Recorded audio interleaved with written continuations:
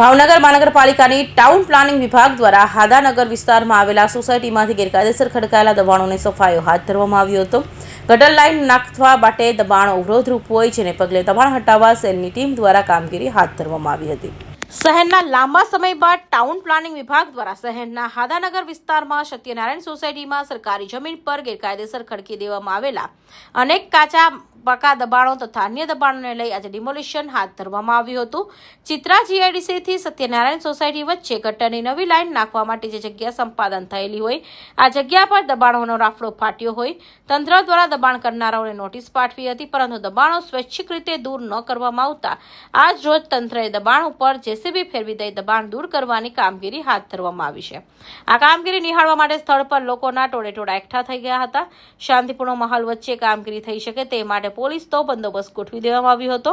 આગામી દિવસોમાં ગટર લાઇન પાથરવા માટે જરૂર જણાય એ વધુ ડિમોલેશન હાથ ધરવાની સંભાવના ટાઉન પ્લાનિંગ વિભાગ દ્વારા દર્શાવવામાં આવી છે।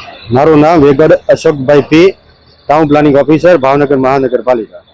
ડેમોલેશન કરવામાં આવ્યું, કેવી રીતે કરવામાં આવ્યું? આજે ડિમોલેશનમાં ટીપી સ્કીમ નંબર 1 એ ચિત્રા સત્યનારાયણ સોસાયટી તેમજ જીઆઈડીસીની વચ્ચે જે જગ્યા આવેલી છે એમાં બોકડેન તેમજ ડ્રેનેજ લાઈન નાખવાની હોવાથી લગભગ 40 જેટલી નોટિસો આપવામાં આવેલ છે। એમાંથી 25 જેવા પતરાની ઓડીઓ હતી, 10 જેવી પાકા સ્લેબવાળી રૂમો હતી, 19 જેટલા સંડાસ બાથરૂમ અને બાકી 8 જેટલા છે ને કમ્પાઉન્ડ વોલ, અન્ય કાચા ઓડીઓ ને એવું બધું હતું। બાકી અન્ય વિસ્તારમાં બાકી છે તો નાખી દીધું। અન્ય વિસ્તારમાં જેમ જરૂરિયાત હશે ડ્રેનેજ લાઈન નાખવાની, રોડ બનાવવાના છે એમ નડતરરૂપ હશે એમ સમયાંતરે દૂર કરવાની કાર્યવાહી હાથ ધરવામાં આવશે। મારું નામ વેગડ અશોકભાઈ પી, ટાઉન પ્લાનિંગ ઓફિસર, ભાવનગર મહાનગરપાલિકા। સર, આજરોજ કઈ જગ્યાએ ડિમોલેશન કરવામાં આવ્યું છે, કેટલા મકાન છે અને શું છે સમગ્ર વિગત? આજરોજ ટીપી સ્કીમ નંબર 1 એ ચિત્રા જીઆઈડીસી તેમજ સત્યનારાયણ સોસાયટી વચ્ચે આવેલું નાળાની અંદર આવેલા મકાનો દૂર કરવા માટે કાર્યવાહી હાથ ધરવામાં આવેલ છે। આ માટે થોડા સમય અગાઉ 40 જેટલી નોટિસો આપવામાં આવેલી હતી। એમાં 25 જેટલા પતરાની ઓડીઓ હતી, 10 જેટલા સ્લેબવાળી ઓડીઓ હતી, આ ઉપરાંત 19 જેટલા કમ્પાઉન્ડ વોલ, સંડાસ બાથરૂમ વગેરે આવેલા હતા।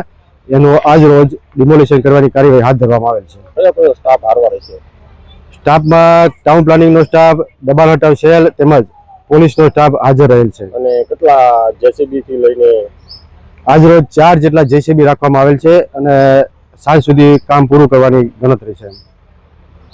ફિરોઝ મલેક, ભાવનગર।